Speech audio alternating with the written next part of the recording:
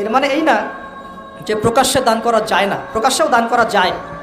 অন্যকে উৎসাহিত করার জন্যে প্রকাশ্যেও দান করা যায়, কিন্তু গোপন দান আল্লাহর কাছে অনেক বেশি পছন্দের। আর 7 নাম্বার সেই ব্যক্তি যে নীরবে নিভৃতে গোপনে আল্লাহর কথা স্মরণ করে কাঁদে এবং তার চোখ দিয়ে অশ্রু প্রবাহিত হয়। এই 7 শ্রেণীর মানুষকে আল্লাহ পাক কিয়ামতের মাঠে আরশের ছায়া দিবে ইনশাআল্লাহ। আমরা কি পেতে চাই? আল্লাহ পাক এই আরশ সবার আগে সৃষ্টি করেছেন, তারপর কি সৃষ্টি করেছেন? কলম। কি? কলম। কলম সৃষ্টি করে আল্লাহ পাক বলেছেন উক্তুব, লিখো। কলম বলছে মায়দা আক্তুব, আমি কি লিখবো? আল্লাহ বলছেন কিয়ামত পর্যন্ত যা হবে সব লিখো। লাউহে মাহফুজে কলম লেখা শুরু করেছে, কিয়ামত পর্যন্ত যা হবে সব লেখা হয়ে গেছে অলরেডি। অতএব রিজিক নিয়ে আপনার টেনশন করার কোনো দরকার নাই, যা লেখা হয়েছে পাবেন ইনশাআল্লাহ। যদি হালাল পথে চান হালাল পথে পাবেন, হারাম পথে চাইলে হারাম পথে পাবেন। আপনি যা তাকদিরে আছে এর বাইরে আপনি কিছু পাবেন না, যতই চেষ্টা করেন। আল্লাহ পাক আমাদের সবাইকে তাকদির নিয়ে সন্তুষ্ট থাকার তৌফিক দান করুন।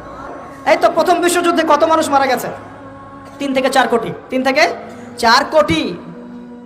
নবী সাল্লাল্লাহু আলাইহি ওয়াসাল্লাম এবং সাহাবীরা যত যুদ্ধ করেছেন ইসলামের জন্য, সবগুলো যুদ্ধের পরিসংখ্যান মিলালে 10,000 মানুষও মারা যায় নাই, 10,000ও না।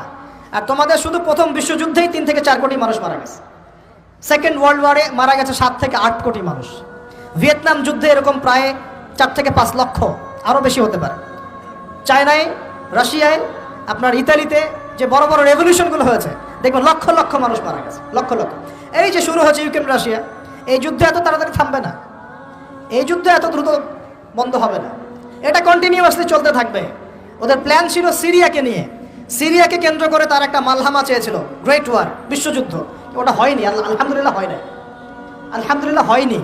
এখন নতুন পরিকল্পনা হচ্ছে এই যে ইউক্রেন রাশিয়া ইস্যু নিয়ে সারা ওয়ার্ল্ডে একটা ফেতনা সৃষ্টি করে। অলরেডি তারা ফেতনা সৃষ্টি করেই ফেলেছে। গ্যাসের দাম বেড়ে গেছে, তেলের দাম বেড়ে গেছে।